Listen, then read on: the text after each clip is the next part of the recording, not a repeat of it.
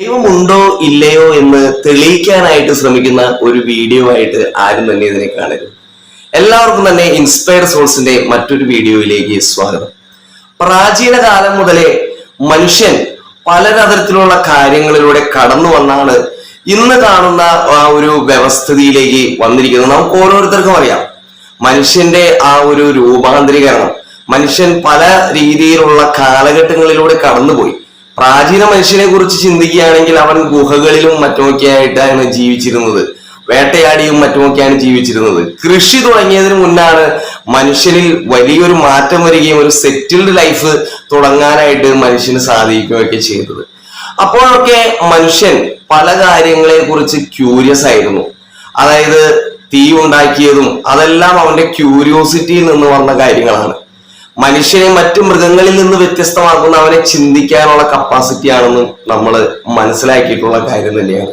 ഈ ചിന്തിക്കാനുള്ള capacity develop ആയത് മുതലാണ് മനുഷ്യൻ കൂടുതൽ നൂതന വിദ്യകൾ ജീവിതത്തിൽ കൊണ്ടുവന്ന് മാറ്റങ്ങളും നേട്ടങ്ങളും ഉണ്ടാക്കി ഇന്ന് കാണുന്ന വലിയ നിലയിൽ എത്തിക്കൊണ്ടുവന്നത്. അപ്പൊ നമ്മൾ പറഞ്ഞത് എന്തായിരുന്നു? ചിന്താശക്തിയാണ് മനുഷ്യനെ ഇതിലേക്ക് കൊണ്ടുവന്നത്. അപ്പോൾ എന്താണ് ഈ ചിന്താശക്തി? ചിന്താശക്തി മനുഷ്യന് കൊടുത്തത് ആരാണ്? എങ്ങനെയാണ് മനുഷ്യൻ മറ്റു സ്പീഷീസിൽ നിന്നൊക്കെ വ്യത്യസ്തമായിട്ട് ഇങ്ങനെ ഒരു എനർജറ്റിക് ഹ്യൂമൻ ബീയിങ് ആയിട്ട് ലോകത്തെ മൊത്തം വാഴുന്ന ഒരു ഹ്യൂമൻ ബീയിങ് ആയിട്ട് രൂപപ്പെട്ടു വന്നത്? അപ്പോൾ ഈ ചിന്താശക്തിയിലൂടെ തന്നെ നമുക്ക് ദൈവത്തെ അറിയാനായിട്ട് ശ്രമിക്കാം. അപ്പോൾ ഈ ചിന്താശക്തിയിൽ നിന്നാണ് മനുഷ്യൻ മതങ്ങളെ രൂപപ്പെടുത്തിയെടുത്തത്. മനുഷ്യന് ആദ്യമേ ഒരു ഭയം അവന്റെ ഉള്ളിൽ ഉണ്ടായിരുന്നു. എന്തായിരുന്നു ആ ഭയം? അവൻ പ്രകൃതിയിലേക്ക് നോക്കുമ്പോൾ സാധാരണ മൃഗങ്ങൾക്കൊക്കെ ഉണ്ടാകുന്ന പോലെ തന്നെ ഇടിമിന്നലും മറ്റുമൊക്കെ കാണുമ്പോൾ മനുഷ്യനും ഒരു ഭയം വന്നിരുന്നു. അപ്പോൾ അവൻ ആ ഇടിമിന്നലിനെ ഒന്ന് ഭയപ്പെട്ടു തുടങ്ങി. അതിന് എന്തോ ശക്തിയുണ്ട്, അതിനെന്നെ കൺട്രോൾ ചെയ്യാനായിട്ട് സാധിക്കും. ആ ഒരു ഫിയറിൽ നിന്ന് അവൻ എന്തൊക്കെയോ പ്രാർത്ഥനകൾ ഉരുവിട്ടുകൊണ്ടിരുന്നു. അവിടെ നിന്നാണ് മനുഷ്യന്റെ ചിന്തകൾ ഉത്ഭവിച്ചു വരുന്നത്. അവന്റെ ചില സെക്യൂരിറ്റിക്ക് വേണ്ടിയുള്ള ദാഹങ്ങൾ ഉത്ഭവിച്ചു വരുന്നത്. അതിനുശേഷം വർഷങ്ങൾ കടന്നു പോകുമ്പോൾ അവന്റെ ആ ഒരു ബിലീഫ് സിസ്റ്റം ഒരു സിസ്റ്റമായിട്ട്, ഒരു സ്ട്രക്ചറായിട്ട് മാറുന്നതായിട്ട് നമുക്ക് കാണാം. പല രൂപത്തിലുള്ള മതങ്ങളുടെ രൂപാന്തരീകരണം നമുക്ക് കാണുവാനായിട്ട് സാധിക്കും.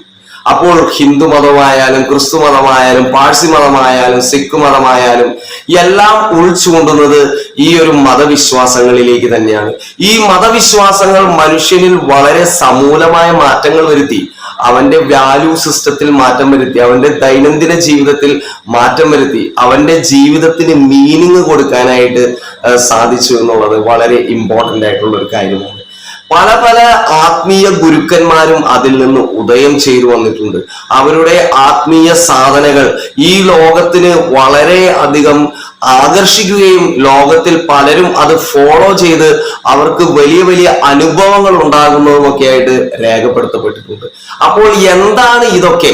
ഈ ഒരു മാറ്റം ദൈവമാണോ ലോകത്തിൽ ക്രിയേറ്റ് ചെയ്തത്, അതോ മനുഷ്യന്റെ ചിന്തയാണോ, അതോ മനുഷ്യന്റെ ചിന്തയും ദൈവവും കൂടി ക്രിയേറ്റ് ചെയ്തതാണോ ഇതൊക്കെ?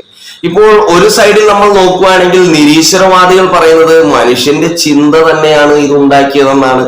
മനുഷ്യന്റെ ചിന്തയ്ക്ക് വളരെയധികം ചിന്തിക്കാനുള്ള ഒരു കപ്പാസിറ്റി ഉണ്ട്. ആ ചിന്താശക്തിയിൽ നിന്ന് മനുഷ്യന്റെ സെക്യൂരിറ്റിക്ക് വേണ്ടിയുള്ള ഒരു ദാഹത്തിൽ നിന്ന് മനുഷ്യൻ തന്നെ കൺസ്ട്രക്ട് ചെയ്തെടുത്ത, അതായത് ഇപ്പോ അമ്പലങ്ങളും പള്ളികളും ഒക്കെ കൺസ്ട്രക്ട് ചെയ്തെടുക്കുന്നത് പോലെ മനുഷ്യന്റെ ആ ഒരു ഭാവന കൺസ്ട്രക്ട് ചെയ്തെടുത്ത ഒരു ബിലീഫ് സിസ്റ്റമാണ് ഗോഡ് ബിലീഫ് എന്ന് നിരീശ്വരമായിട്ടുള്ള ആളുകൾ പറയുന്നുണ്ട്. അതോടൊപ്പം തന്നെ ഗോഡ് ബിലീഫിൽ ഉള്ള ആളുകൾ ഭയങ്കരമായിട്ട് ദൈവത്തിൽ വിശ്വസിക്കുകയും ആ ദൈവത്തിന്റെ സാന്നിധ്യം അവർ തിരിച്ചറിയുകയും അതിലൂടെ ജീവിക്കാനായിട്ട് ശ്രമിക്കുകയും ചെയ്യുന്ന വിശ്വാസികളായിട്ടുള്ള ആളുകളുണ്ട്. അങ്ങനെ ലോകം ഒരു പാരലൽ ലൈനിൽ കൂടെ യാത്ര ചെയ്തുകൊണ്ടിരിക്കുന്നതായിട്ട് നമുക്ക് കാണാനായിട്ട് സാധിക്കും. എന്നാൽ ഈ വീഡിയോയിലൂടെ നമുക്ക് ആഗ്നോയിസ്റ്റിക് ആയിട്ട് രണ്ടു കൂട്ടരിലേക്കും ചേരാതെ നമുക്ക് ഒരു സാക്ഷിയായിട്ട് മാറി നിന്നുകൊണ്ട് ഒരു നിരീക്ഷകനായിട്ട് നമുക്ക് ഈ ദൈവത്തെ ഒന്ന് വിശകലനം ചെയ്യാനായിട്ട് ശ്രമിക്കാം.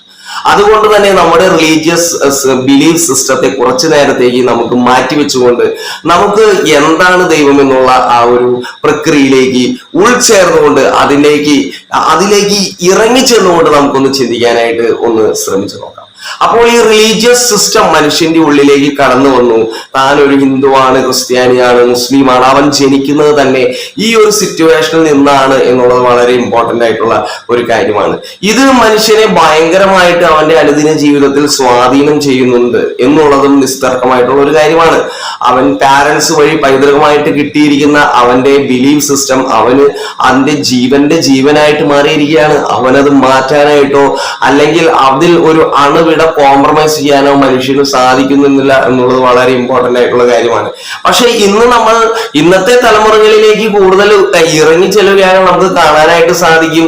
അതായത് മനുഷ്യൻ വളർന്നതിന്റെ ഭാഗമായിട്ടൊക്കെ ക്രിസ്ത്യൻ റിലീജിയനോ അല്ലെങ്കിൽ മുസ്ലിം റിലീജിയനോ അല്ലെങ്കിൽ സിഖ് റിലീജിയനിലോ മാത്രം ഒതുങ്ങി നിൽക്കുന്നതല്ല ദൈവം എല്ലാവർക്കും അവൈലബിൾ ആണ് എന്നുള്ള വലിയൊരു കൺസെപ്റ്റിലേക്ക് ഇന്നത്തെ മാനവികത കടന്നു വരുന്നതായിട്ട് നമുക്ക് കാണാനായിട്ട് സാധിക്കും.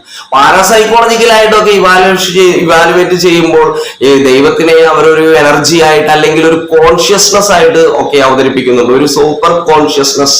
ഈ കോൺഷ്യസ്നെസ് എല്ലാം അറിയുന്നു, എല്ലാം മനസ്സിലാക്കുന്നു, മനുഷ്യന്റെ എല്ലാ വികാരങ്ങളും കാണുന്നു എന്നൊക്കെ അവർ അഭിപ്രായപ്പെടുന്നുണ്ട്. മെറ്റാഫിസിക്കൽ ആയിട്ടുള്ള സൈഡിലേക്ക് നോക്കുകയാണെങ്കിൽ അതായത് ഈ ഒരു എനർജി മനുഷ്യനെ വളരെയധികം കൺട്രോൾ ചെയ്യുന്നുണ്ട്. മനുഷ്യന്റെ ഒരു ബുദ്ധിക്ക് എത്തിച്ചേരാനാകാത്ത ഒരു എനർജിയുടെ ഒരു ഹയർ ലെവലായിട്ടൊക്കെ ഇതിനെ എക്സ്പ്ലെയിൻ ചെയ്യുന്നു.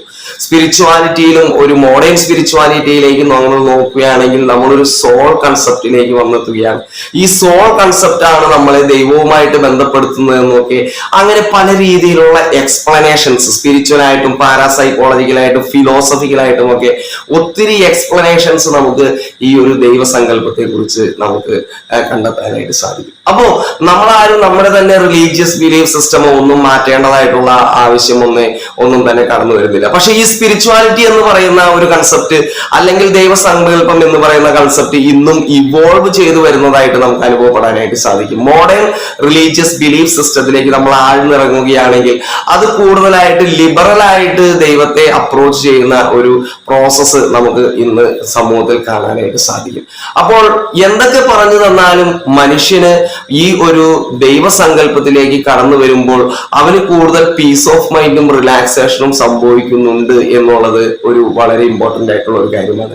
പല വ്യക്തികളും അവരുടെ ജീവിതത്തിൽ അത് അനുഭവിച്ചതായിട്ടും ഒക്കെ രേഖപ്പെടുത്തുന്നുണ്ട്. ഇപ്പൊ ചിലർ നിയർ ഡെത്ത് എക്സ്പീരിയൻസിലൂടെ കടന്നുപോയ ചില ആളുകൾ അവർക്ക് ചില ഒരു അനുഭവങ്ങൾ ഉണ്ടായതായിട്ട്, ഇപ്പൊ ഒരു ക്രിസ്ത്യൻ ബിലീഫ് സിസ്റ്റത്തിലുള്ള ഒരാളാണെങ്കിൽ അദ്ദേഹത്തിന് സ്വർഗത്തിൽ പോയതായിട്ടും അങ്ങനെയുള്ള ഒരു അനുഭവം കാണുന്നു. അല്ലെങ്കിൽ ഒരു ഹിന്ദു വിശ്വാസിയായ ഒരു വ്യക്തിക്ക് അദ്ദേഹം ബ്രഹ്മാവിനെ കണ്ടതായും വിഷ്ണുവിനെ കണ്ടതായിട്ടും ഒക്കെ ആ ഒരു സിറ്റുവേഷൻ ഒക്കെ അവർ അനുഭവം. അതായത് അവർ ലേൺ ചെയ്ത കാര്യങ്ങൾ, അവരുടെ റിലീജിയസ് സിസ്റ്റത്തിലൂടെ അവർ ലേൺ ചെയ്ത കാര്യങ്ങൾ അവർ കൂടുതലായിട്ട് അതിനെ എക്സ്പീരിയൻസ് ചെയ്യാനായിട്ട് ഒരു റിയാലിറ്റി എന്ന രീതിയിൽ തന്നെ അതിനെ എക്സ്പീരിയൻസ് ചെയ്യാനായിട്ട് തുടങ്ങുന്നതിന്റെ ഒരു ലക്ഷണമായിട്ട് വേണമെങ്കിൽ നമുക്ക് ഇതിനെ കാണാനായിട്ട് സാധിക്കും. നമുക്കതിന്റെ റിയാലിറ്റി പൂർണ്ണമായിട്ടും അറിയില്ലെങ്കിലും നമ്മൾ അതിനെ അനലൈസ് ചെയ്യുമ്പോൾ ചിലപ്പോൾ നമുക്ക് ഇങ്ങനെയുള്ള ചില കാര്യങ്ങളൊക്കെ കണ്ടെത്താനായിട്ട് ചിലപ്പോൾ സാധിക്കുമായിരിക്കും. അപ്പോൾ എന്തൊക്കെ തന്നെ പറഞ്ഞിരുന്നാലും ഈ ഒരു റിലീജിയസ് ബിലീഫ് സിസ്റ്റത്തിൽ നിൽക്കുന്നത് വഴി ഒരു വ്യക്തിക്ക് തന്റെ സ്പിരിച്വാലിറ്റിയെ ഇവോൾവ് ചെയ്യാനായിട്ട് സാധിക്കുന്നുണ്ടെങ്കിൽ അദ്ദേഹത്തിന്റെ സ്പിരിച്വൽ ലെവലിന് അല്ലെങ്കിൽ ഒരു ദൈവസങ്കല്പത്തിന് കൂടുതൽ ഡെവലപ്മെന്റ് സംഭവിക്കുന്നതായിട്ട് നമുക്ക് കാണാനായിട്ട് സാധിക്കും.